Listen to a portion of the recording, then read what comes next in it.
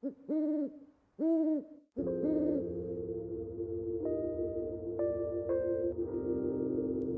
weird stuff.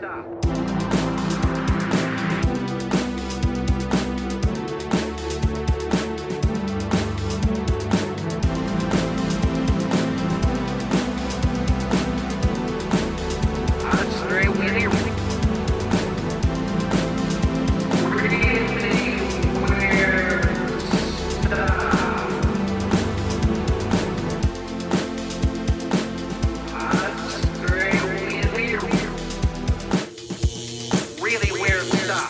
Really Weird Stuff is a holistic Twin Peaks podcast.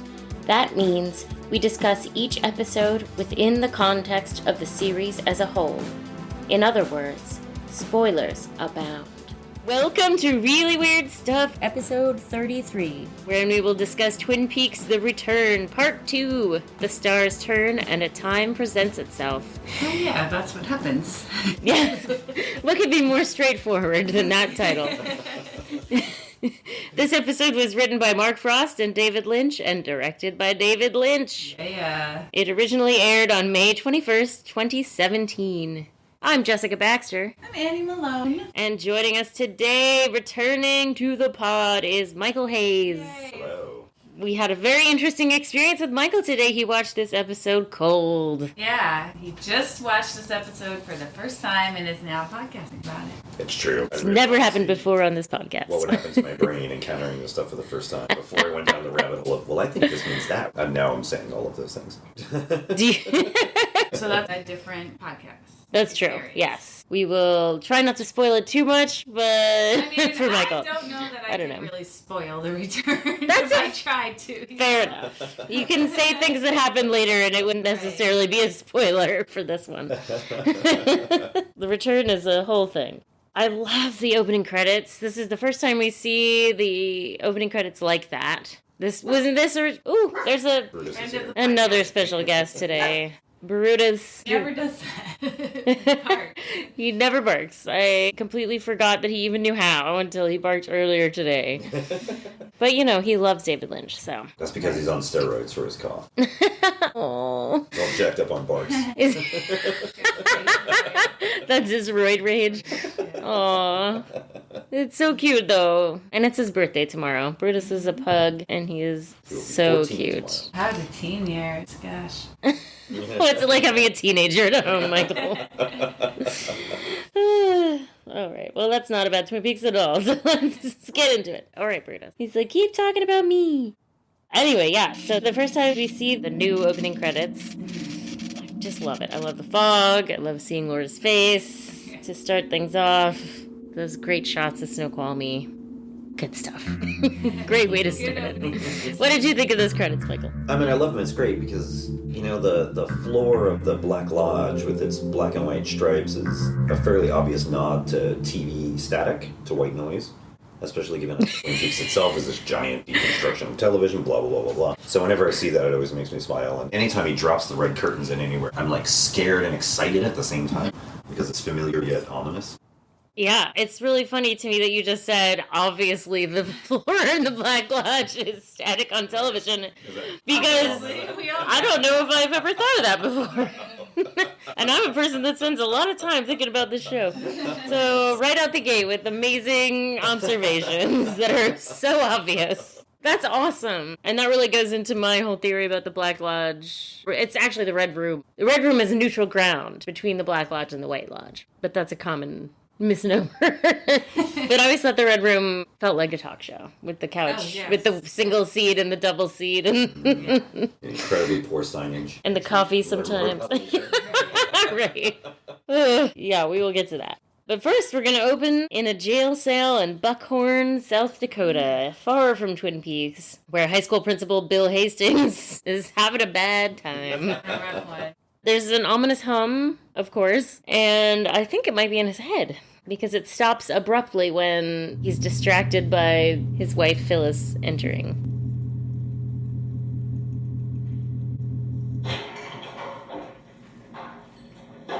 Wow, Phyllis, what a lovely lady.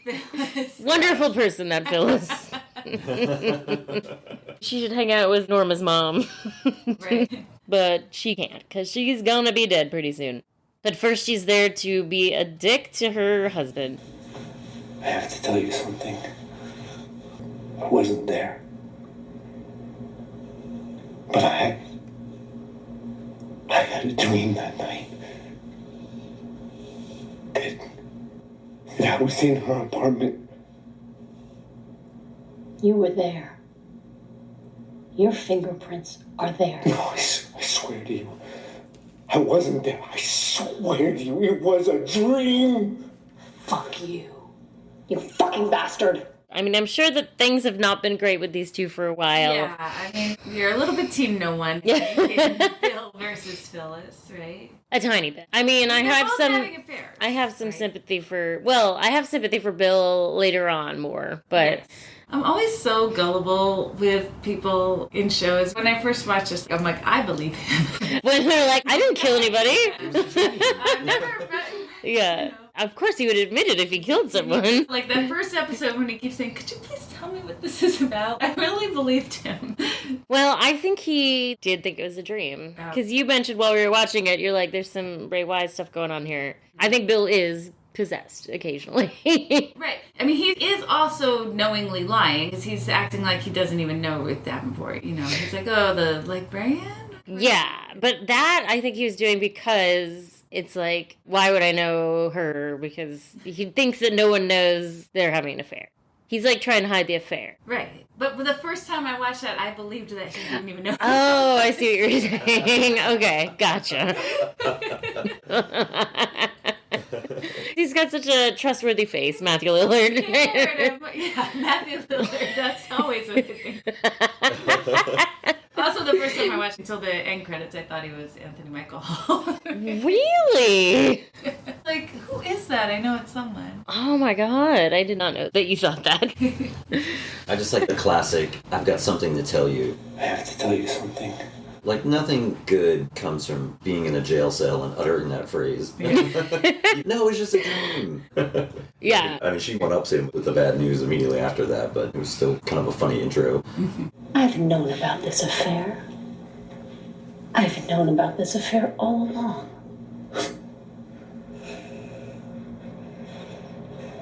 Now you look at here. I know about you and George, and maybe somebody else too. It's like, oh yeah, I bet you do. Bet you have something to tell. Yeah, I mean, these are definitely two people who've been lying to each other for a while. Yeah. So he's like, I guess I have to come clean about things. But he only comes clean about Ruth, kind of. Not even then. She's just like, I know it. Mm-hmm. And he's like, he's got bigger problems. For sure. She mentions George. That's, I guess, their family lawyer or whatever, but also the man that Phyllis is having an affair with. Right, and maybe somebody else. Yes. He knows about George and maybe somebody else. And I think that maybe somebody else is Mr. C. Bob Cooper, as Michael calls him. Bob Cooper. I mean, she definitely is familiar with him. Yeah. When he's in her house, and she's like, who are you? Yeah. She's not unhappy to see him at first either. She's like, oh. What are you doing here? Why does anybody like scary Bob Coop? Well, I guess since Buckhorn, South Dakota, I can't imagine there's a lot of people looking like Kyle MacLachlan walking around there. Yeah, but I feel like he doesn't look like... Yeah, I mean, I don't know. He looks like Kyle MacLachlan did not wear sunscreen for 25 years. But... like his little bolo tie going on in his hair. It's like a hair clip. My mom had a lot of hair clips like that. It's probably got some turquoise in it. One thing I keep coming back to and find consistently hilarious is that when we last saw Bob, pre-Bob Cooper, like, I can't help but picture Bob being like, oh, life was so much easier when I was an extra-dimensional manifestation of evil, when I could just take over a body, murder some people, and then jump into another body. Now he's got all these deals going on, he's got to drive cars, he's got to get hotel rooms, he has this crazy interdimensional space phone that he's using. Life's a lot more complicated for an extra-dimensional being. It's true. Life just in general is more complicated 25 years later for everyone. It's like, it's hard for us all. But also, he doesn't want to get sucked back into the lodge. So a lot of his deals are about not going back to the lodge. I'm not entirely sure why he doesn't want to go back, because it seems like he could just hop into another dude, but... Editor's note. There is no canonical reason stated for why Mr. C wants to avoid returning to the lodge, but one theory is that he just likes being out in the world where he can do maximum evil, so he believes that he has to kill Coop/Dougie to prevent returning. We did pass over in scene 1 the brief glimpse of The real burned scary. black. Wait, I haven't moved out of the scene yet. Don't worry. Sorry. Well, we sort of started talking about Clearly, that. we're going to see more of that, I'm sure. The Yes. scary guy. Oh boy, will we ever. That's just a little taste. So Bill is like, I was never in Ruth's apartment. That was just a dream. But I don't know, because I'm sure he was in Ruth's apartment, like, even consciously. Mm-hmm. So his fingerprints would have been there. Like, it would have been really smart for him to come clean to the cops right away and be like, I do know her. We're having an affair. You might find my fingerprints in her apartment, but I didn't kill her. I mean, I don't Instead think of being it's like, I smart don't know her at all. to say something like that to cops. It's smart to not say anything to cops. Like, you wait for your lawyer to get there. But Yeah. yeah, Not only it's do we also never not see, smart to lie. In typical Lynch fashion, the due process of common sense does not take place. Not only is a lawyer not present, but the cops just let his wife into the cell of a suspected murderer. It's like, oh yeah, why not? Well, because they all know each other. It's kind of like another Twin Peaks, basically. Yeah. Like, he's the Leland Palmer of this Twin Peaks. He and Dave, the detective, went to high school together. They all went to high school together. It's like, you don't even think about the law when you're, I mean, also ACAB, but, you know. Small town rules.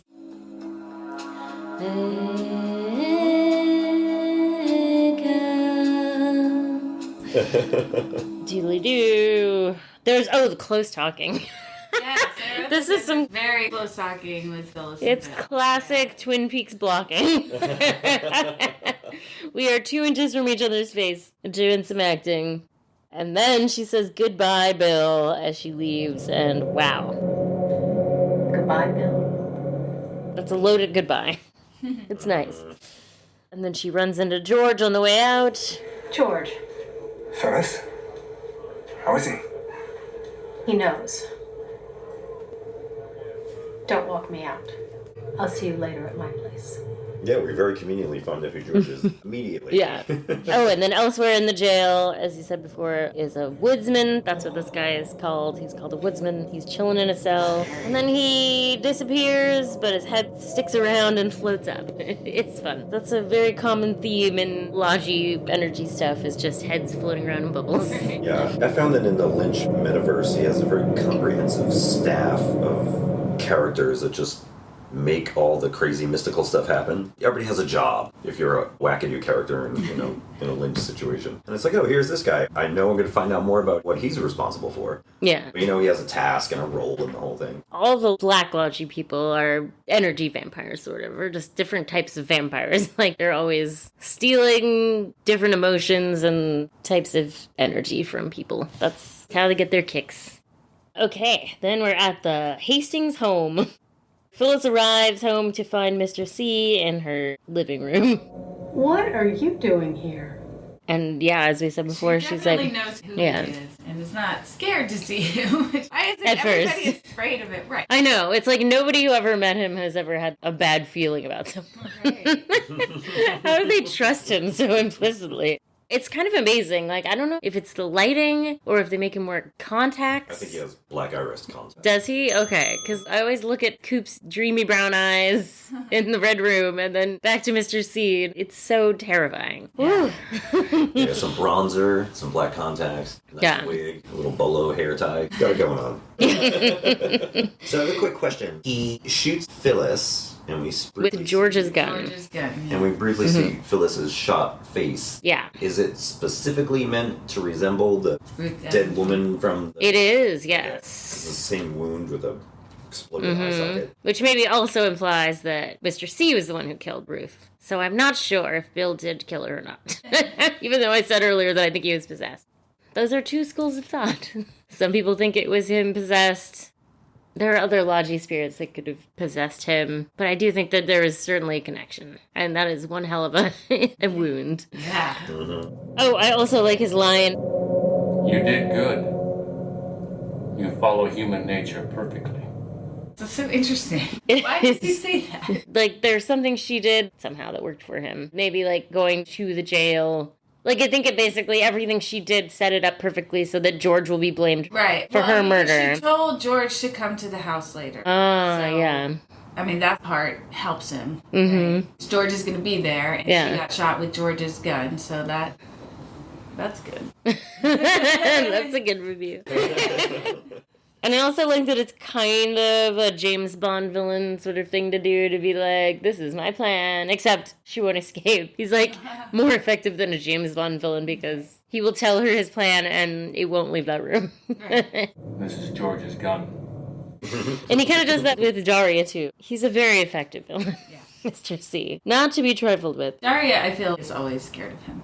Yes. Even before that scene where she really should be scared, right? Yeah. She seems very uneasy around him. She actually has good people sense, although maybe she should be not hanging out with criminals if she's worried. I don't know. It's too late. It's too late for Daria. Listen, Daria. You need to get new friends. Viva Las Vegas.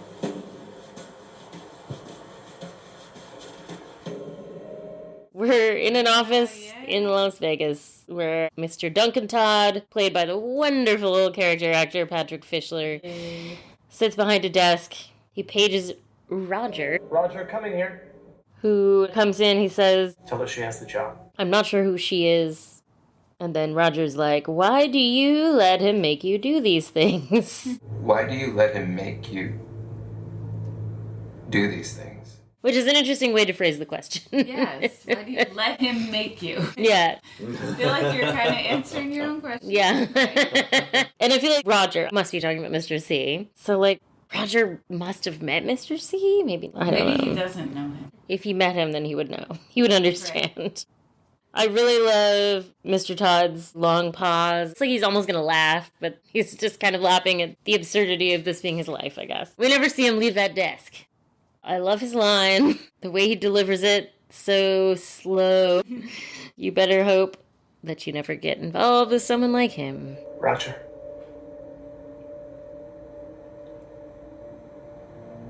You better hope that you never get involved with someone like him.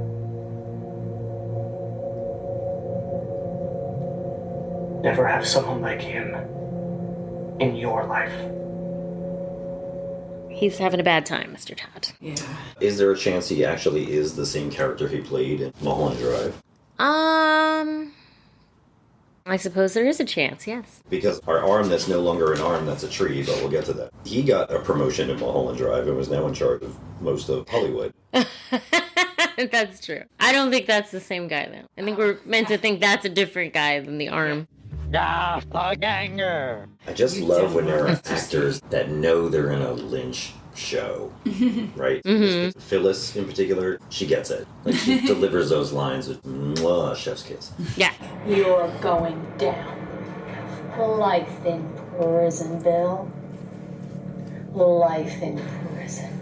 The same thing with Mr. Todd, who's already been in a Lynch movie, but he gets it. It's like, I can be ambiguous and weird, and I'm just gonna hold the drama of a very plain sentence so it just suddenly is carrying so much ominous overtones. Yeah.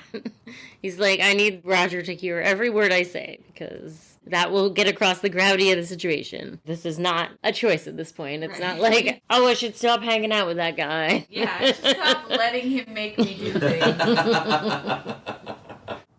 Then we see some train tracks. For a long time, a train goes by. This is the Burlington Northern and Santa Fe Railroad. We could take the train all the way to Buckhorn. We should do it. This is the upgrade from what was the traffic light in Twin Peaks, right? Just show that long clip of the traffic light. Yes. Nothing's happening. I'm getting terrified. You can make a traffic light so scary. Yeah. You can make everything so scary. I'm like, why are the trees so scary? Mm-hmm. Up the transit tree to a rail. Now he's working on scary trains. Well, we get some spooky trees later, too, but first we're at a motel and diner situation. This is Bell's Motor Lodge Motel, an actual motel in Spearfish, South Dakota. And Jack, Ray, Daria, and Mr. C are all having dinner. A fun time. Just grabbing a Good nosh from my time gang. peeps. Yeah. It's like a scene in Friends or something. Mr. C has some creamed corn on his plate in front of him, which is fun. And Jack is going to town on some spaghetti. Yeah. Which is good because it's his last meal. Jack, you barely touched your 3 dinners. But he wasn't, watching his carbs or anything. Yeah, this is not the time. Treat yourself, Jack. Yeah. I like it when people eat when they're about to die. Yes. It'd be so sad. Well, Daria is also about to die. She just has a sad salad. Oh. Like, it doesn't even look like it has anything on it. It's just a bunch of lettuce on a plate. I wish she'd gotten, like, a milkshake or some shit. I know. Pretty. She is very pretty. I really like Daria. But don't get attached. Ray says, Jack, you barely touched your 3 dinners. So I don't know if he's, like, just being sarcastic because Jack is eating his spaghetti so fast or if that's actually, like, his 3rd meal that he had tonight. But either way, I'm glad Jack is following his bliss because he needs to. Ray asks Mr. C if he's worried. And this is one of my contenders for Fish in the Percolator, actually, is Mr. C's line when he's like, I'm not worried and I'm going out of town and you're not coming with me. For a while, day after tomorrow, I'll need to be on my own. That might be a good time for you to learn how to mind your own business. Yeah, that was pretty funny. That's very funny. I don't think he asked, are you worried? He said something like, Daria says you're worried. And Daria's like, bro. Daria said something about you being worried about tomorrow. No, thanks for throwing me under the bus, bitch. Don't say I said anything at all about him ever. Clearly, come on. I know. I mean, she does just look at him like, fuck, Ray. Yeah. Thanks, Ray. Ray definitely fucks shit up for Daria, I have to say. Doesn't go well for Daria. No. That fucker Ray. I mean, I do think it's Ray's fault because Ray is supposed to be managing this whole thing, and Daria doesn't really know anything, and he's like, he thought that might protect her, but actually it's, I mean, I don't really think, well, we'll get to it, but. Yeah, it could save your life. Yeah, I'm like, I don't believe you. I don't think so. Yeah. So Ray's like, we're going to follow up on my contacts and get the information you need. This is what passes for an exposition scene around here. And all the while, Mr. C is so measured and deliberate with everything he says, and it is scary. It's terrifying. So scary. It's almost original Coop-like when he says, I want that information. Kind of funny that she'll only give it to you. he's suspicious. He's like kind of funny, but he says it in his Mr. C's spooky way. Like every once in a while he'll say something that almost sounds like a phrase that original Coop would say, but it's not him. Sometimes I forget that it's literally the same actor. Like, yeah. It's so different. Oh, I know. This is the performance of Kyle MacLachlan's life. I know. The return. It's amazing. He's so fucking good. Michael hasn't even seen Dougie Jones yet.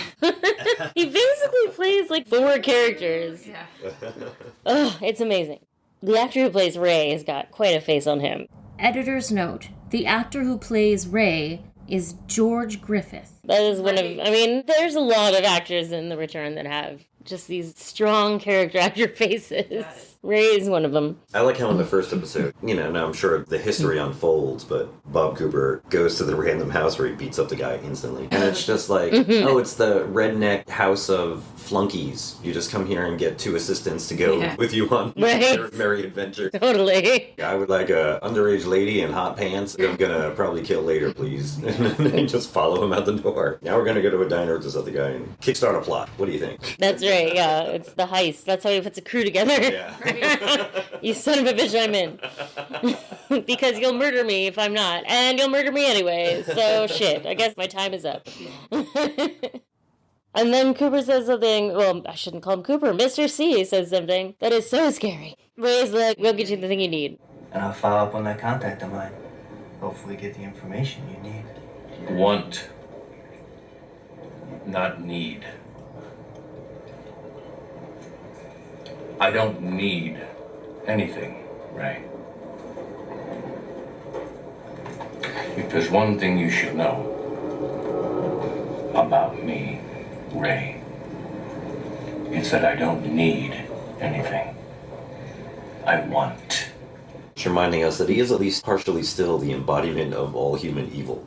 Right. Oh, yeah, that thing. He literally doesn't need anything. You can kill that baddie, it's fine. Don't worry about it. Philip, it's Ray. I think he's dead. But he's found some kind of help, so I'm not 100%. In The Secret Diary of Laura Palmer, Laura quotes Bob as saying, "I don't need anything, I want things." I'm to the point where I don't care anymore, Bob. Do whatever you need to do. I don't need anything. How nice for you. Now get out of my head. I want things. And then we get a new spooky tree transition. It's trees from above. That's like a motif throughout the whole show, is just things from above. Well, just shooting things from way above where you wouldn't normally see it, and things just look so unsettling from up there. The bird's eye view, I guess, is what it is, but it just looks wrong to not birds. It's maybe the owl's eye view. Oh! And we're in the woods. Someone's walking with a flashlight. It's Hawk. This is reminiscent of when Bobby and Mike are going through the woods with flashlight. And there's definitely some shots like that in Fire Walk With Me. And then we see Margaret sitting at her phone table, and she's calling Hawk. Margaret? Hawk, where are you walking tonight? Once again, your log and I are on the same page. There's supposed to be something happening here tonight. I don't know how he and the log are communicating, but...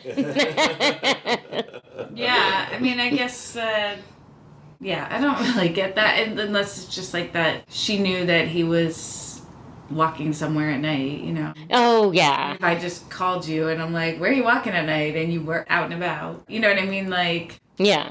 Andy! I understand cellular phones now. She just said, like, something is missing. She didn't say go look for it in the woods at night. I mean, I think they do have conversations off screen as well. Like, I think they're in touch a lot. Better more casual. No. I don't think Margaret does anything casual, but... It seems like, yeah, I think maybe he just kind of had a feeling that he needed to go walk in the woods tonight, and then she somehow knew he was doing that. I guess the log must have told her. The stars turn, and a time presents itself. The stars turn and a time presents itself. Titular. Did you know I had the title line? The stars turn, and a time presents itself. I think that just means look for the lodge opening. The veil between the red room and... Yeah. Right. The last time, way back. Yes, that's right. It's getting close to be the time that Mr. C is supposed to go back in is the thing, I think. So she's like, stop by later and tell me what happened. I'm too weak to go with you, but stop by. I have coffee and pie for you. I have coffee and pie. Played by Reese Witherspoon.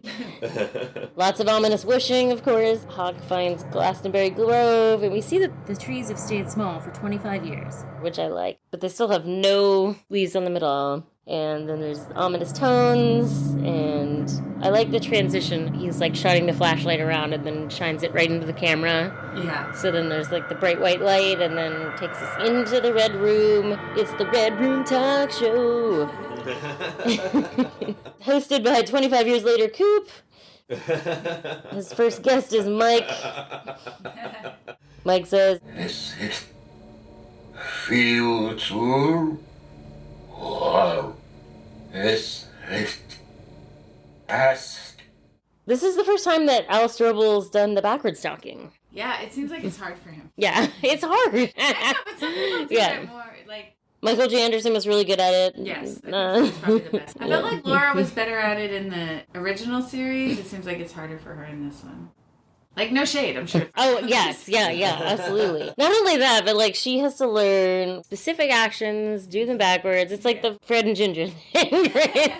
I think Mike just has to sit in a chair, and she's like, I have to walk backwards in heels. Yeah. Has to kiss somebody. Yeah, it's a lot. I mean, Shirley is fucking amazing. So Mike says someone is here, and that's who he's talking about. It's Laura. Yay. Oh my god, what an entrance. It's amazing. She looks so radiant. She's wearing the same black dress, but now she's got a brooch. Editor's note. Laura had a brooch in season 1 and 2 and Fire Walk With Me, but the return brooch is different. In the original run, Laura's brooch appears in 8 shape, or an infinity symbol, with 9 to 12 pearls and nothing else. The infinity symbol is what Philip Jeffries uses to send Coop back in time. Something has changed for Laura between Fire Walk With Me and The Return, and now her loop is broken. The new brooch has 7 pearls, 3 emerald gems, and a golden dragon. Emerald appears in the Owl Cave ring, the Great Northern Key ring, and the green glove that Freddy wears. In Buddhism, the dragon is a symbol of power, and gold symbolizes spiritual enlightenment. The other interesting thing about the floor pattern is that it's shifted about 90 degrees from the original series. Huh. Or they moved the furniture. Who knows with the Red Room? It could be the floor, it could be the furniture. They might not do the easier thing, though. Right, that is true. Maybe it's just always turning. I don't know. So yeah, Laura walks weirdly all the way across the floor, sits down. Hello, and just closer. You can go out now. And then she says, "Do you recognize me?" And the word recognize in particular, I feel like sounds like it was so hard to say backwards. Sure. Do you recognize me? Yeah, I can't even know. Is not cognate. Nope. Sein Gott care. I don't know. We'll see. He's like, yeah, I recognize you. Are you Laura Palmer? She says, I feel like I know her. Yeah, I feel it. Yeah, I know her. But sometimes me and I'm bent back. And when she said that, sometimes my arms went back. Michael gasped, which I loved. I remember the last time she said that. That was so nice. She says she is Laura Palmer. But Laura Palmer is dead. I am dead. Yes, I Yet I live. Oh, Yeah, such a good line. Yes, I do like that and what comes next, but I think it's a little strange of Cooper to be so literal, like, right. What does he think's going on? Laura Palmer's dead, like, so you can't be her here in the Red Room of the Black Lodge, you know what I mean? Like, yeah. What do you think is happening? That's true. Like, he's being a little Harry-esque in this particular way. Laura's dead. Laura Palmer is dead. Like, does that count as exposition for new viewers? Maybe. Yeah, maybe it is. Like, remember how she's dead? Right. So she says, I'm dead yet I live, and takes her face off. Like, so little spoiler, later you see Sarah Palmer take her face off like that. Yeah. So is she also dead yet she lives? I have a theory. Yes. You have a theory? I do. I don't think you have enough information for a theory, sir. But go ahead. Okay, so first to start off with the fact that the last we saw of them, and actually the very first episode of this season, they just replay that scene in the room where she says, I'll see you in 25 years. So to actually see her, and it literally is 25 years, is just super mwah. It is, yeah. So, really perfect and divine. So here's my theory. So she takes her face off, and what's behind it is, again, not unlike the glow of a television. The reason why she is dead and not alive and all this other business is that the mystery of who killed Laura Palmer from the first 2 seasons, or season really, is what kept her alive, right? It's the fact that people are trying to solve the mystery. Lynch famously is like, once you find out who killed her, all the meaning is gone, which is kind of what he railed against. It's trying to solve the problem that makes the show interesting and is its own kind of critique of TV, as opposed to just the mindless violence that we're used to, which a lot of people associate Twin Peaks being a critique of in general. Like, it's not just the mindless violence of TV that we've become accustomed to. There is an act of violence, and then we examine it and come to terms with it and try and resolve it. So I think that's why Laura Palmer knew that she had to die in order for there to be people that try and solve the mystery of her death, and that's what kind of keeps the humanity alive within the show, about a show that we know as Twin Peaks. Wow. That's all the programming I've got. See you guys. Wait, we've got a lot of episode left. But that is fascinating. I really like that. Ooh. Yes, and I think any theory anyone has about Twin Peaks is mostly correct. I will sometimes take umbrage, but I really like that. But yes, it is important to note that the light behind her face is bright white. And then later when you see Sarah Palmer, it is not bright white at all.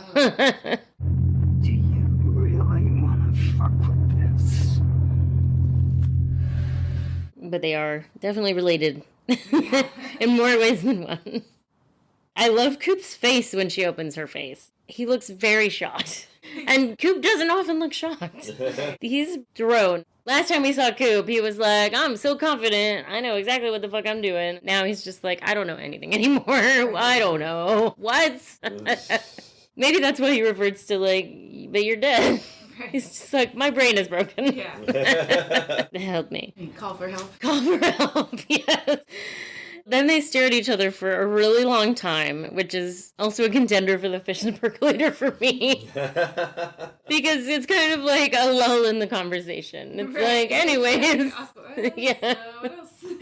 So, when can I go? Yeah. So we're all set here. Yeah. When can I go?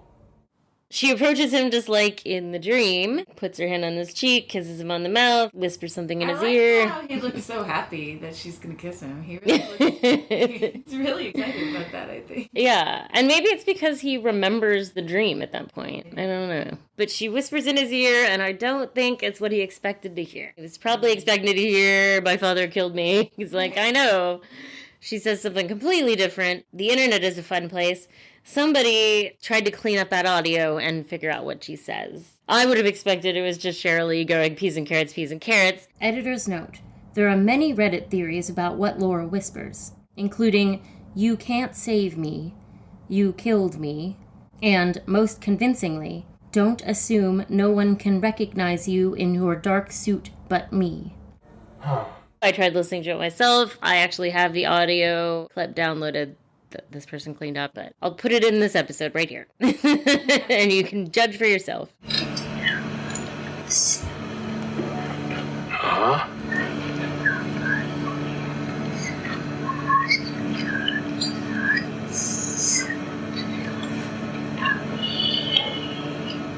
I also find it interesting that some of Coop's actions are backwards. Yeah. Even though anytime he speaks in the Red Room, he's forwards. Yeah, that was the first time I ever noticed that he was backwards, actually. Because I think usually he isn't. Yeah. Things are weird right now. This is the end of an era. Then she steps away from him, and there's intense whooshing, lots of screaming. He looks up, but we don't see what he sees. She flies away. Yeah. So I feel like he sees something.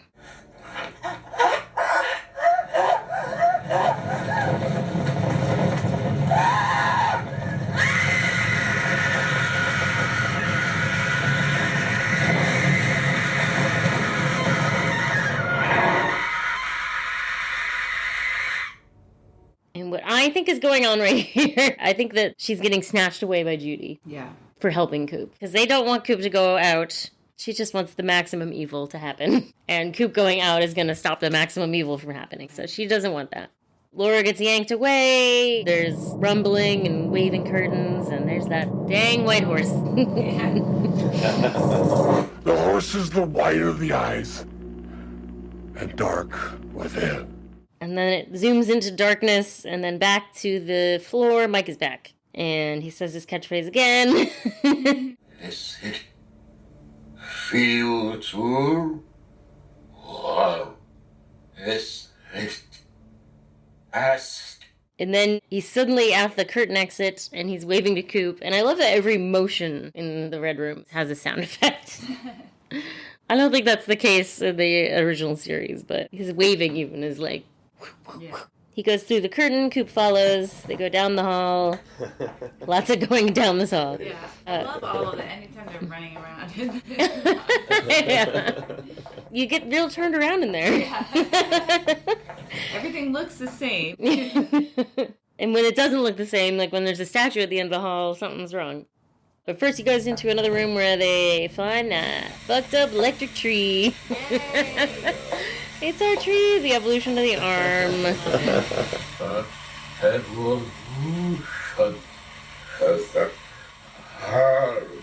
I love it and I hate it at once. It's very gross.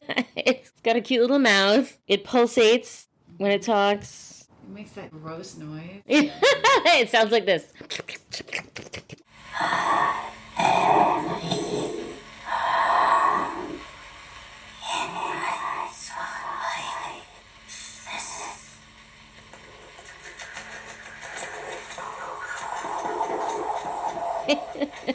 It's really funny. It's even funnier when you learn why it's not Michael J. Anderson, the actor from the original Twin Peaks. Apparently, that guy wanted a lot of money. He considered himself the star of Twin Peaks and was basically like, I can ask for whatever I want, and you have to give it to me because you need me. And also, I'm a Trump supporter now.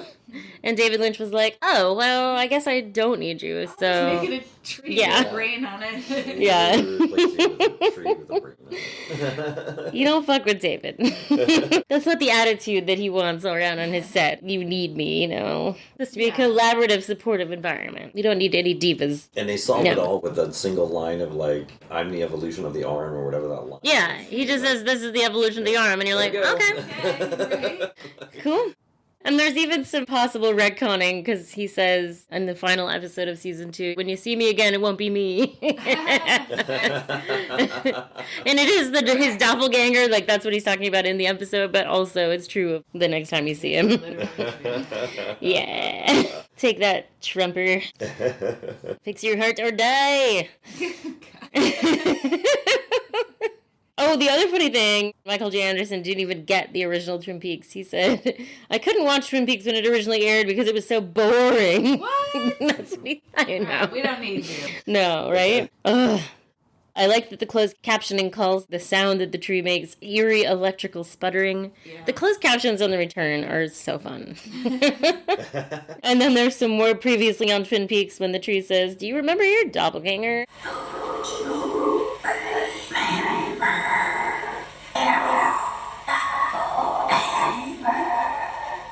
Yeah. Remember all that business about the doppelganger and how...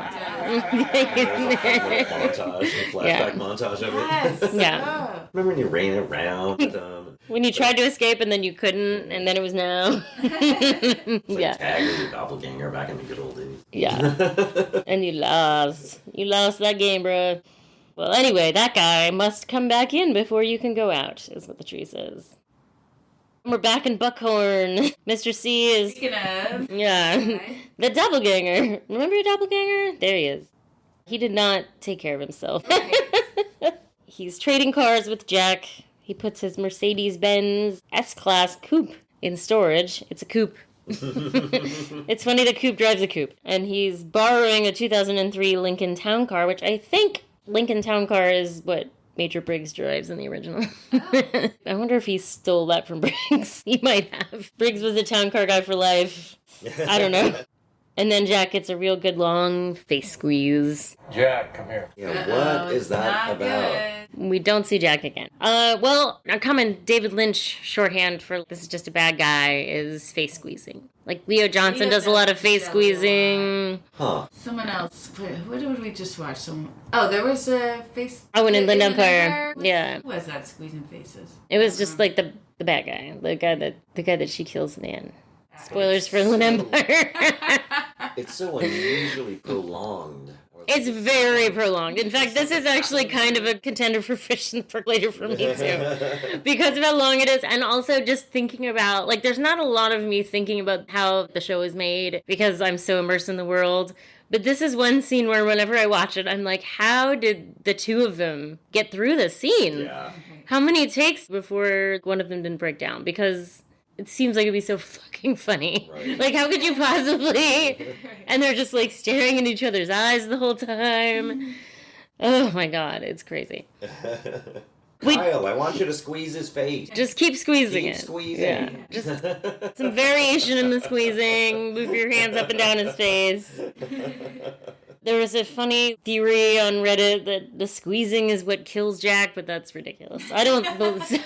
Like I said, I'm into all theories, but that one, come on. I think he kills him off screen. Things happen off screen, guys. It's very funny. It's funny and terrifying. It's a stormy, stormy night, and Daria is in trouble. Oh my God, what a scene. She looks great. She does. She gets to sit in her cute matching underpants and bra set. But it's not enough. I think she knows she needs to try and sweet talk Coop. Right. Hi, baby. She's really good in the scene because you can just tell how terrified she is the whole time. Right. And trying to act cool at first, you know. Yeah. Like, oh, it's you, yay. Hi, baby. Yeah, totally. I'm happy to see you. I thought maybe you'd gone off on your own for a while, like you were saying. You happy to see me, Daria? Yeah, baby. That's nice. Oh, I'm so glad to see you. She's basically dead before he even walks in the door, but she tries, I mean, as you would, try to talk your way out of it. I'm not entirely sure what she was supposed to do. She says it's all done on the secretary's car. I'm not sure what is all done on the secretary's car. I gave my assistant Betty a ride home. Something wrong with her car. Something wrong. I know they're trying to get the coordinates from the secretary. Anyway, I love Coop's like, that's nice, Daria. Mr. C. I should not call him Coop. Mr. C's, that's nice, Daria. Basically, like, whatever you say, I'm not gonna buy it. Ray never showed up for their meeting, and she's like, oh, weird. And then he asks for her gun. That's never good. Where's that 45 of yours, Daria? I'm good here by the bed. What's up? Might want to borrow it for a job. What's mine is yours. He climbs into bed, and they snuggle. Right. Very terrifying snuggling. He tells her that Jack is dead, which is a problem because that's who she said she was on the phone with. And then he has a recording of her talking to Ray. I killed Jack 2 hours ago after you wired the car. Don't move one muscle. I'm gonna play something for you, Daria.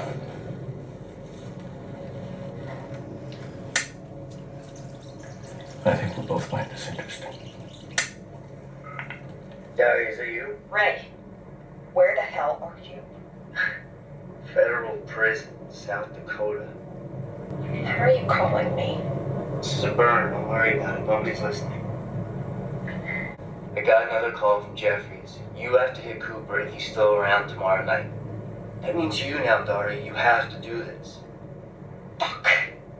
If I have to, I'll take him out. Shit, he's coming. I gotta get off the phone. He gets some information from her. How much do they want me dead? What are they paying you?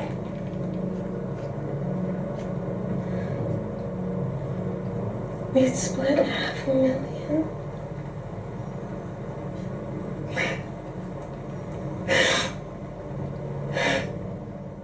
I wouldn't have done it. I just said that to Ray. Shut up, Daria. And then, this is just, there's so much going on in the scene. Then he has a little trouble digging this card out of his pocket. It's a very scratched up ace with a bulbous sort of round blob with antennas sticking out of it. Anybody ever showed this to you before? Do you know what this is? Did you ever see anything like this? This is what I want. It's Judy's head, I think. It's just like, oh, you got a deck of Judy playing cards? Cool. Editor's note. A Reddit theory is that Mr. C's card is a rendering of the portal to the fireman's place with the Twin Peaks behind it. A similar drawing appears in the note that Major Briggs left for Bobby, and also on Hawk's map. Hawk tells the new Sheriff Truman, "You don't ever want to know about that." And I mean, Daria really doesn't know anything. She really doesn't. You can tell she's just terrified, and that's And all. I feel like she tried to say, I wasn't going to do it. Yeah. I wouldn't have done it. Yeah, right. She's really trying everything. And it's not even that money. He's like, how much money were they going to pay you? And it's $500,000. Someone's lowballing them. Yeah. If you want to try to kill this guy, you really need to hire some competent... But that would go a long way in, like, South Dakota. It probably would.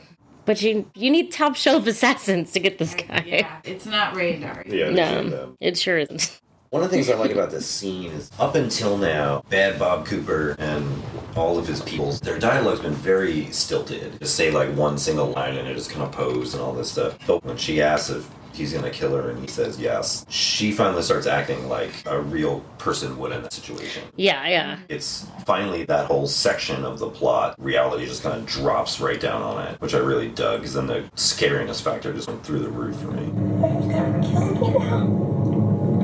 Yeah, story.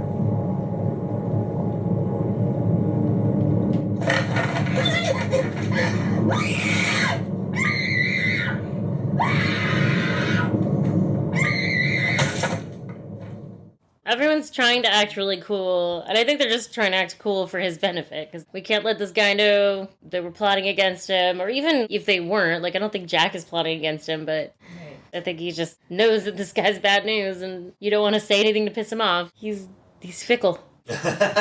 He's fickle. That's the first word I think of. Mr. C.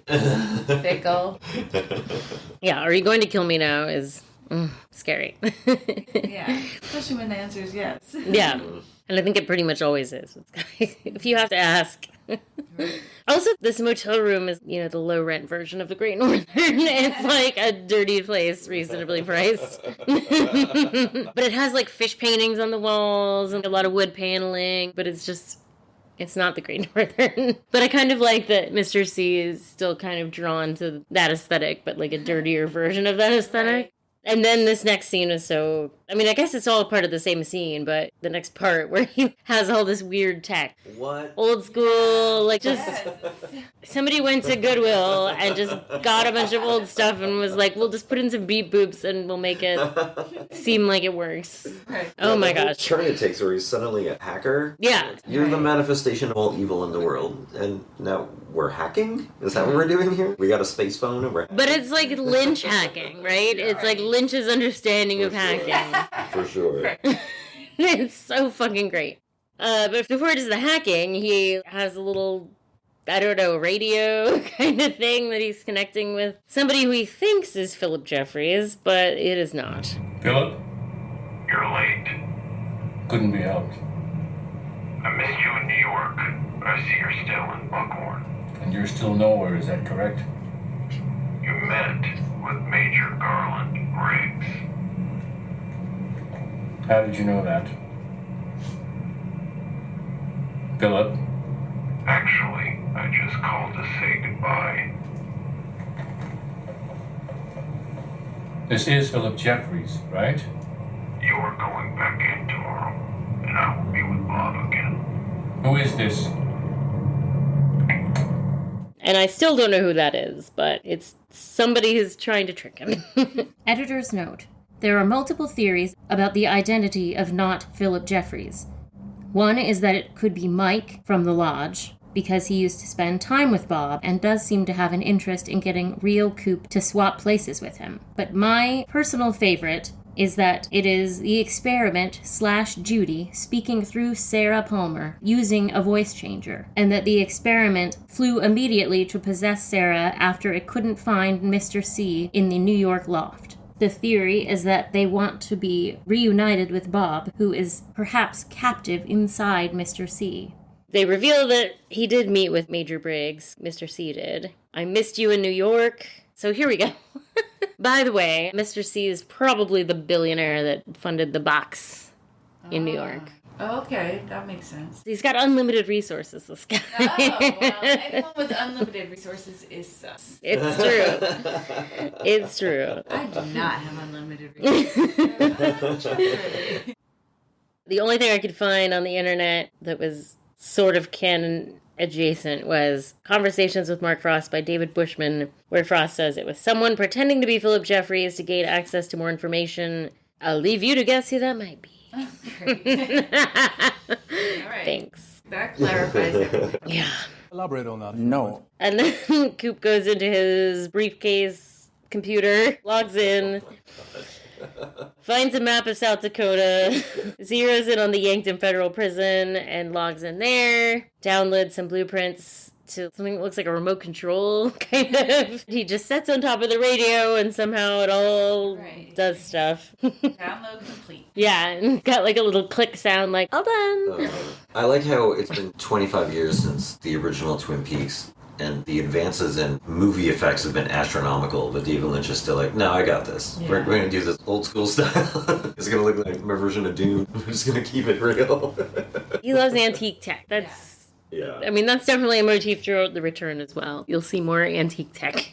Well, even later on in the episode, when the Black Lodge starts to disintegrate for real Coop, the effects are, let's just call them rustic. Well, there's for sure a practical effect with the floor. Yeah. Which is cool. I mean, I'm always a fan of any practical But effects. the camera kind of does a little zoom in, zoom out, and he stretches the video a little bit. It's like Dr. Demento style effects. Absolutely. It's the same thing with the space phone and his extra dimensional hacking computer. I'm Bob, the evil from the netherworld. Generally just hack into this prison computer. Boop, boop, boop, boop. And it's amazing that it's so effective. Like, you notice it, but at the same time, you buy it. Oh, yeah. 100%. You're not thinking like, wow, this is so hacky. No pun intended. So then Mr. C leaves that room, number 6, and goes next door to number 7. Love that. He just goes like 8 feet down the walkway. Oh, more of my business going on in this room. Yeah. He bought up this whole motel. I need you to clean up in room 6. Everything. Daria, that's good news. I was getting so jealous of that bitch. He got adjoining rooms for his ladies. Silenced the gun to shoot Daria when it's like, what does it matter? Who's going to hear this? Chantal is not going to call the cops because of a gunshot in the room next door. Maybe he just did it so that it wouldn't make as much of a mess. The pillow. Because when he picks... Then he tells Chantal to clean it all up anyway. Yeah, but it'd be easier to clean up if it's contained. You know, rather than having to clean the wall. Why does she even need to clean it up? What does he care? But he wants her to, though. He must like her a little bit, because he's like, I didn't want you to have to scrub the walls down. I don't know. Anyways, it's funny, because she's like, I was getting jealous of that bitch. Right. Not nice. That's kind of funny. You were jealous of her, that's fine. She's younger. I don't buy it, that bitch, no. No, Chantal's a bitch, if anything. Again, the casting. As soon as the sub Jennifer Jason Leigh, like, she knows what kind of show she's in. This is going to be a good ride. Oh, for sure. You're going to see more of her, don't worry. Yeah. I'm sure I am. She was stoked to be in this. She's got so many snacks, Chantal. She's a snacker. Yeah. I respect a snacker. And I love that she's like holding the gun and she's got whatever can of something with a straw. She doesn't put them down to get fingers. Yeah. She's not a nice person, but I respect some of her energy. Anyway. We're back in the red room. The arm is telling Cooper...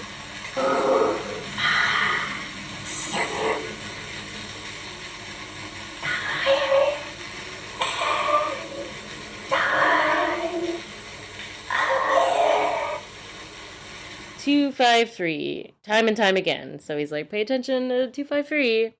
253 is what time Coop eventually comes out of the zone, back into the real world. And also later on, it'll be how many yards east of Jack Rabbit's palace the Glastonbury Grove is. So, time and time again, 253. And then the tree is like, oh, fuck, Bob's here.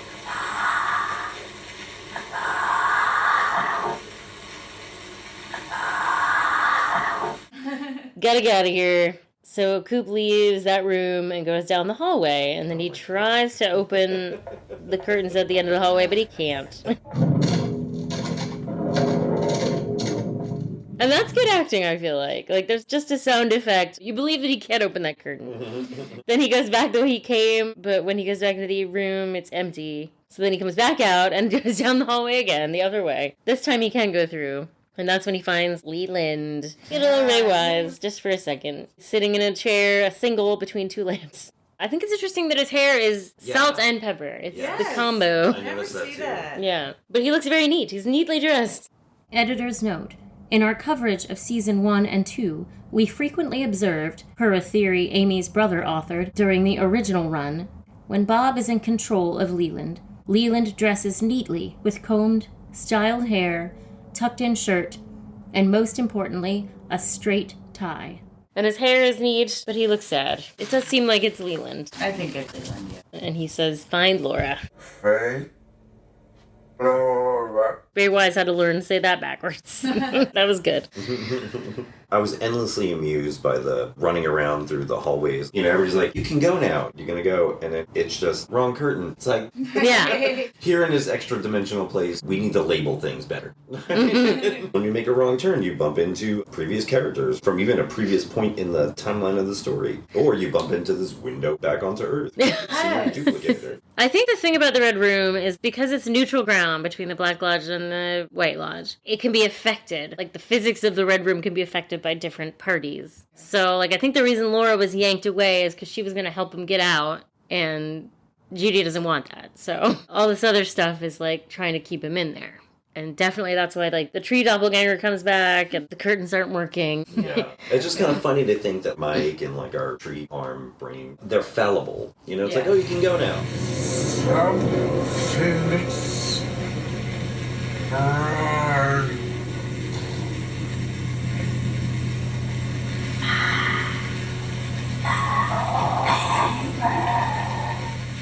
Oh, well, maybe you can't. Oh, wrong way. You know what I mean? It's like, you can go, but we can't help you get out. I don't know. I don't know why they can't help. It is interesting.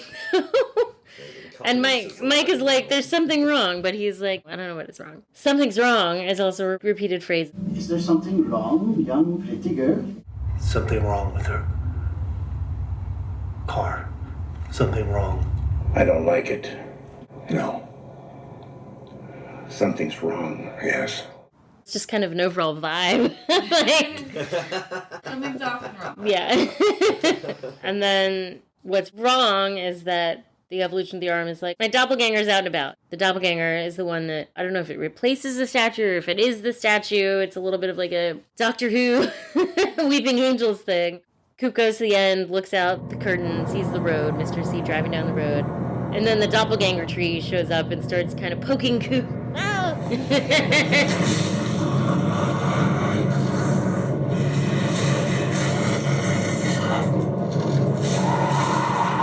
And is that supposed to be the doppelganger? It's a doppelganger tree, yeah. Formerly known as the statue 2? I think it was just pretending to be the statue, but then it was the doppelganger tree. Because he wouldn't have come to the end of the hall if it was the doppelganger tree. I think he would have been like, ugh, that meatball looks really diseased. Yellow, I don't think I'll go there. And that's when the floor separates and becomes 3D, which is pretty cool. Yeah. And then the tree yells, non-existent!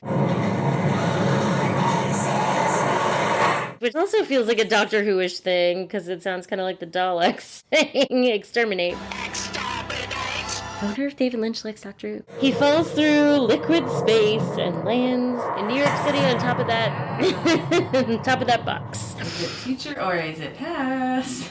Yeah, right? It's such a great way to join that storyline back into the main part. It's fucking cool, right? He sinks through the ceiling into the box and floats for a while.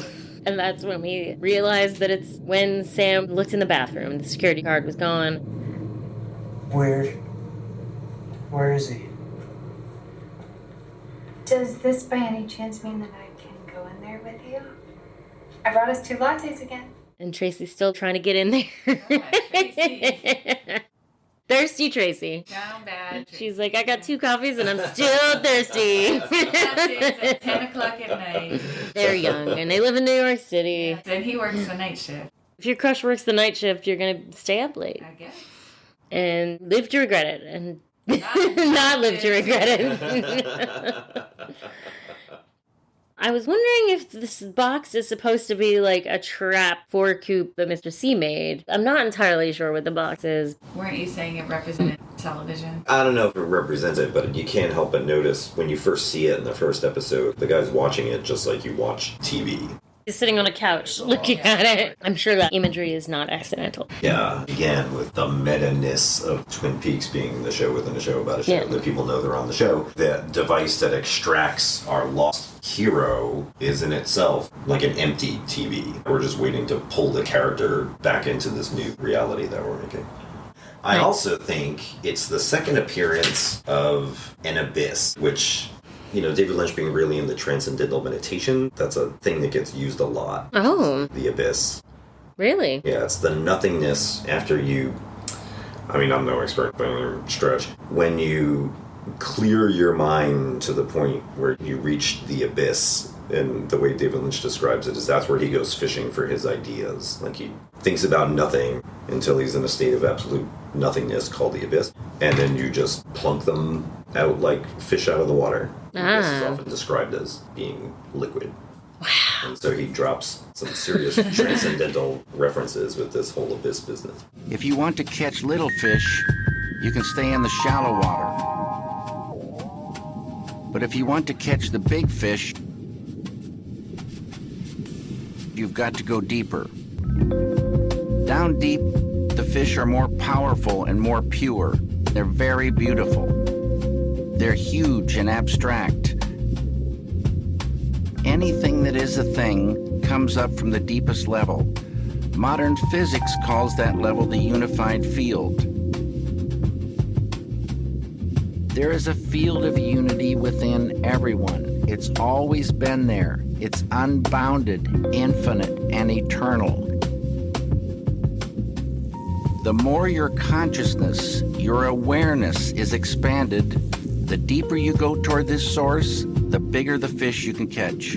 Okay, that's cool as shit. I love that. That's awesome. Thank you for bringing that to this podcast. I know he's a big transcendental meditation guy.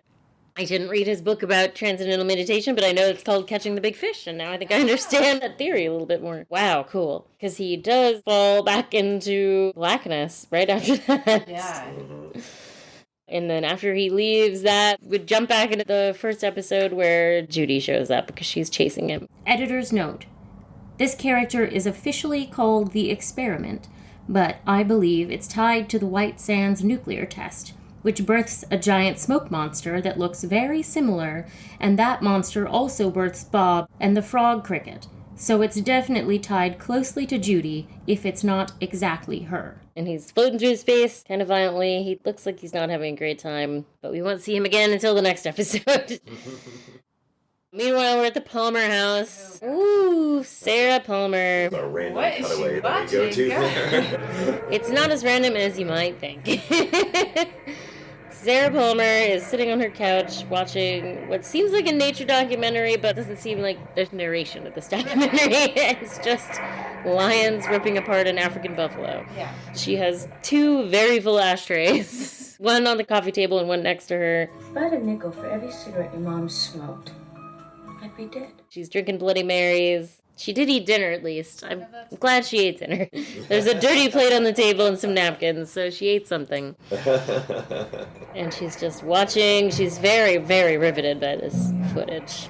She just always has such a great expressive face. She has such a... Grace Zabriskie's face is one for the ages. I love her face. I mean, I watched her do very little, and I was riveted. Yeah.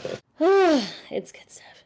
And then we're at the Roadhouse. The Bang Bang Bar, where the Chromatics are playing tonight. The booker kills it. This is really good. That they're playing instruments because the song is completely computer generated. There are guitars and bass and drums. Yeah, it's very funny. They do have like a very Top of the Pops kind of vibe going on there. Yeah. It's a very good song, though.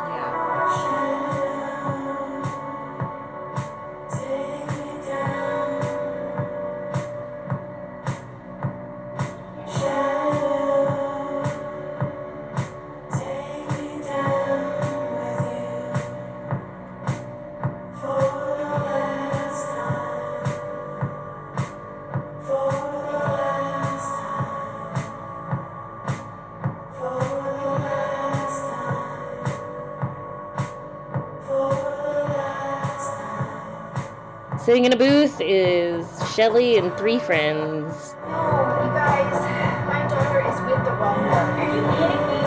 Everybody loves Steven. You don't know Becky. I can see it on her face. There is something really wrong.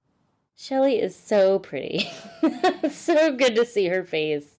But she's talking about how her daughter Becky has shacked up with the wrong guy, and Shelley would know a lot about that. This is where we live. Even though her friends are like, oh no, I'm sure he's fine. They're wrong. He's not fine. He's not fine at all. Fuck you, Stephen! And then good old James enters. I do love when James enters, though, because to the left of James and his friend Freddie, that's the name of that fella, there are two women sitting at the table, and they look just like Betty and Rita from Mulholland Drive. Oh, wow. So that's really nice. And then that's kind of a callback to Mulholland Drive, not just because of that, but because in the Club Silencia scene, there are two women in Club Silencia that look like Laura and Ronette. Oh. Like you keep talking about, Michael, with meta. Like, The Return is so meta. It's just maybe the most meta thing ever made, possibly?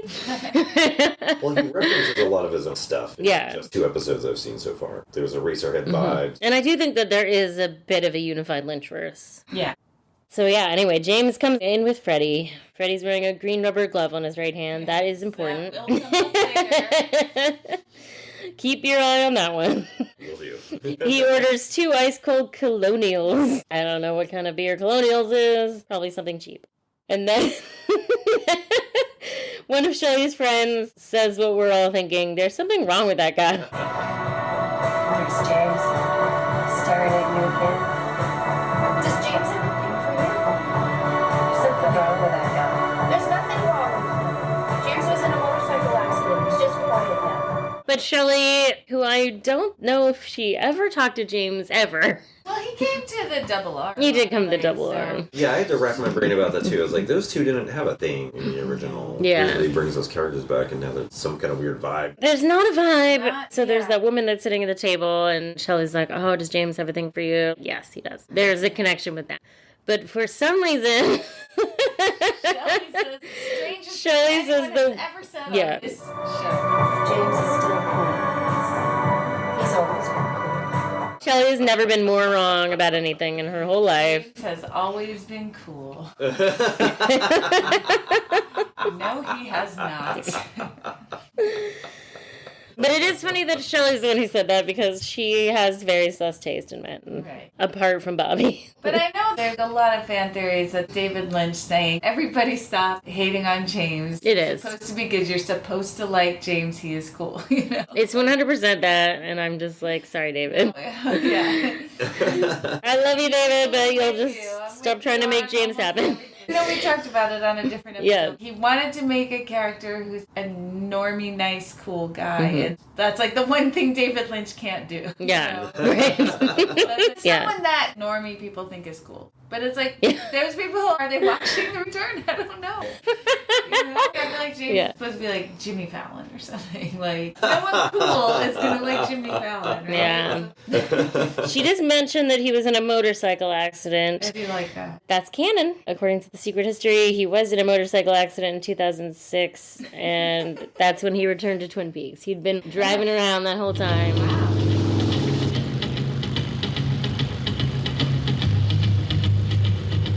But then he wrecked his motorcycle and came back to Twin Peaks in 2006. And now he's quiet. Which is good, because anytime he opens his mouth, it's bad. You've got to shut the fuck up, James. Play a major role in the season going forward. No, I wouldn't say major. So it's the I mean, he's in it. first 2 seasons. He's in it a little more. He's once again window dressing. Yeah. I mean, I do think, despite David being like, he's cool, he's still not going to ruin his show by having James have a lot of monologues, because we've already done that. Then we cut back to the bar, and we see that there's another fucking Renault. He looks an awful lot like Jacques Renault, because he's played by the same actor, Walter Olkowitz. But this Renault is called Jean-Michel. How's there another Renault? I know. He's probably not a brother, because Jean does say specifically, all my brothers are dead. So he's probably a cousin or something. She's my cousin. And then there's actually another Renault that's maybe a cousin that ends up killing Hank Jennings in prison. Oh, nice. That's the best Renault, whoever that is. My favorite Renault is that one. Editor's note. According to The Secret History of Twin Peaks by Mark Frost, Hank Jennings was serving a 25-year sentence in Walla Walla prison for his parole violations, including drug trafficking, assault, and attempted murder. In 1992, he was fatally knifed in the prison weight room by an unnamed distant cousin of the Renault family. The guy who Jean-Michel just served a beer to is a handsome young troublemaker named Red, played by Balthazar Getty. I never recognized Balthazar Oh, Getty. yeah. Like, it's like, oh, I know that's someone, and then yeah. It's cute old Balthazar Getty. I think he's so handsome. Do you have, like, a fondness for him, though? Nope. Other than, I think he's a very attractive man that's in David Lynch stuff. And that's the best thing about him. Obviously, the Gettys are a problematic family. I'm aware of that. But this guy's doing some finger guns across the bar to Shelley. That's because finger guns. Yeah. Never good. Bang bang. Well, they're in the bang bang bar. And Shelley's like, oh, that's my type. Yeah. Probable murderer, that's my type. Shelley's drinking Rainier, and in the wide shot, it's in a can, and when it's close up, it's in a bottle. Yeah. But I do think maybe the Bang Bang Bar might be sort of a place existing out of time, so it might not be continuity error. It might just be that the Bang Bang Bar is weird. We'll see. It's where secondary characters go to kill time. Oh, it's so much more than that, Michael. You don't even know. I love the lyrics to this song by the Chromatics, Shadow.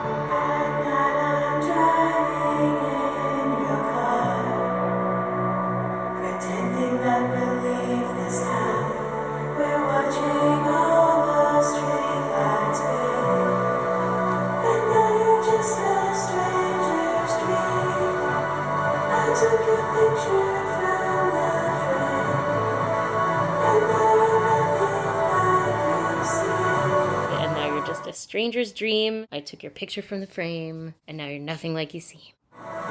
Meaningful! Starring Kyle MacLachlan. And that's the first time we see that in the series, but get used to it.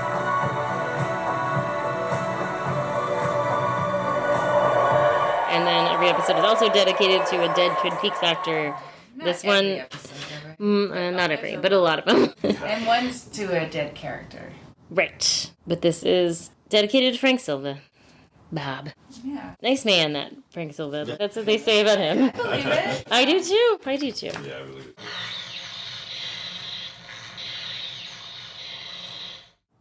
All right, we've made it to the end of that episode. Motifs. I don't know. There's not as many motifs other than just like meta-ness. Maybe like Twin Peaks style previously on exposition stuff, because you don't really get much of that after this. Right. The first two episodes are just like, this is where we are. Right. Here are the things you need to remember. That are like close to being explanatory and so on. Pretty close. They almost explain things. Right. Saying like you can't leave until you get Bob Cooper back here might be the most clearly they've ever explained anything on Twin Peaks. It's like, oh yeah, finally some rules. And that is very important to understand. Yes. Especially for the next episode. Ladies and gentlemen, the Roadhouse is proud to welcome. All right, well, let's give out some awards. Let's start with the Ceiling Fan Award. Oh my gosh, there's so many.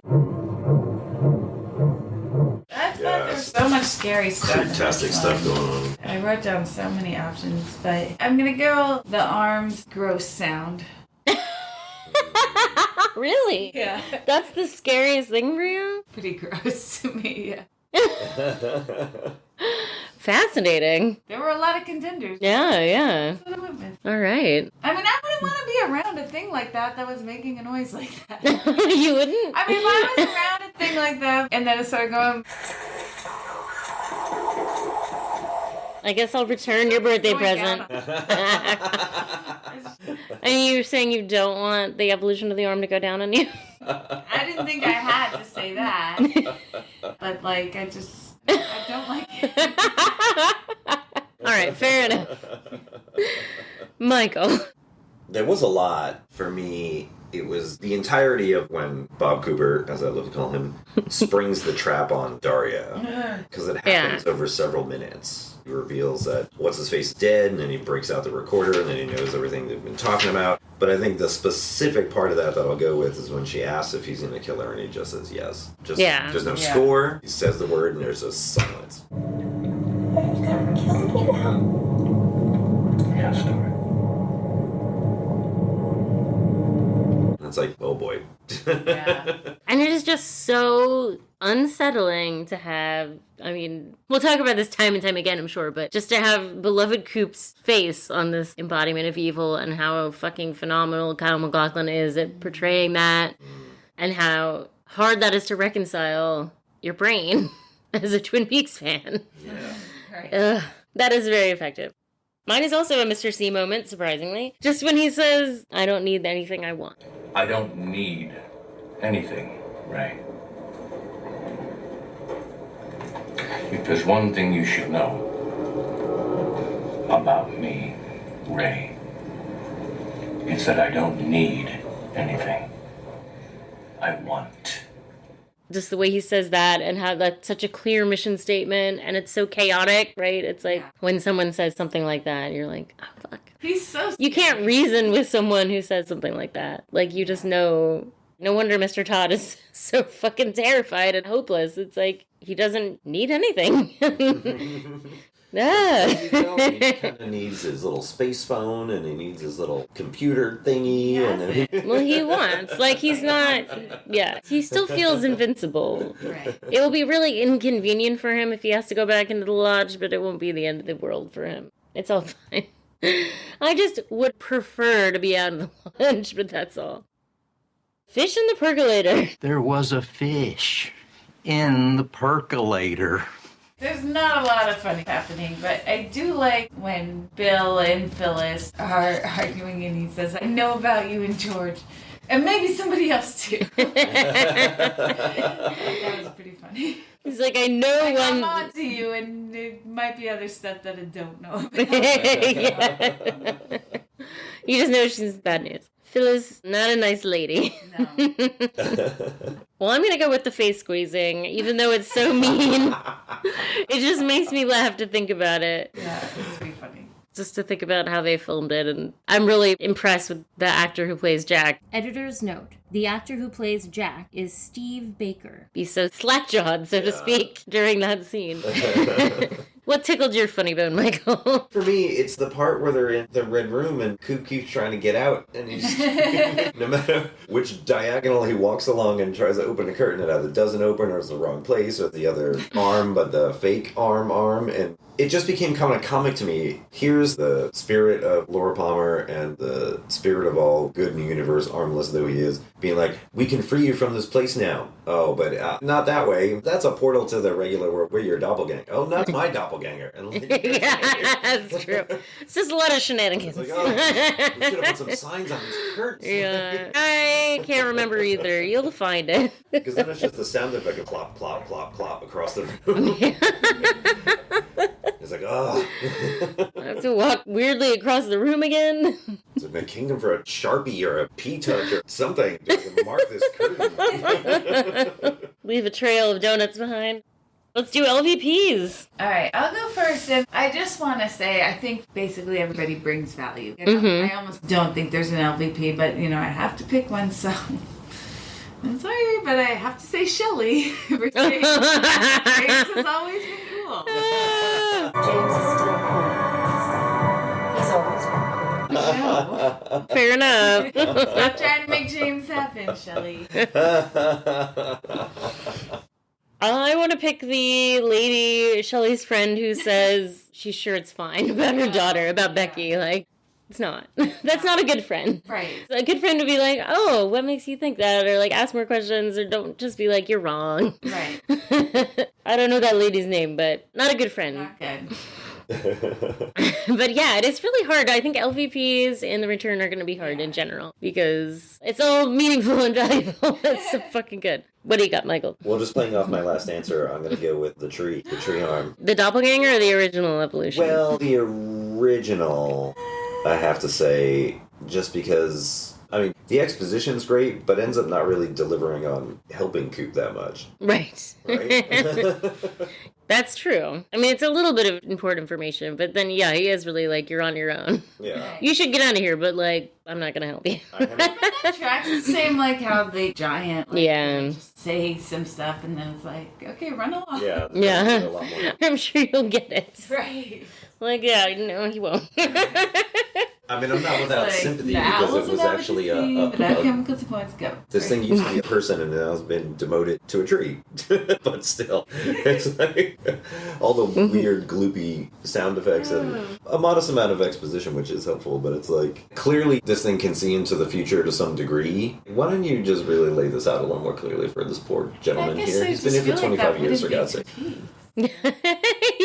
Like, you can't even point the guy in the right place. Suddenly the trees and Aaron Sorkin walk and talk.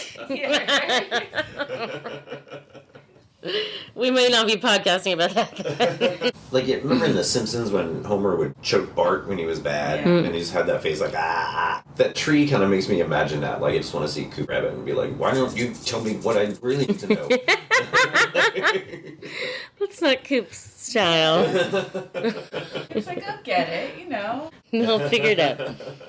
MVP! Wow. I feel like there were a lot of contenders. There are. And I almost went with just David Lynch. I mean, for all of it, but I really liked all the shots, like when Coop was in the box. I really loved the style of all that. But yeah.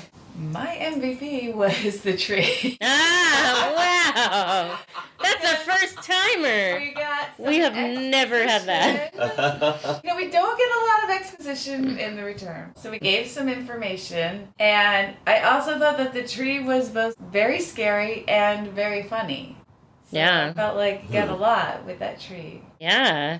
Wouldn't stop shopping. We're not vibing on the Wow. That is definitely the first time we've ever gotten LVP, MVP, same answer. Love it. We're really breaking records on this one. Michael. You should be Shelley then. James. It could be. I suppose it could. MVP, I'm going with Laura Palmer. Nice. She delivered on her promise from the whole last season 25 years ago and showed up on time. Looking great.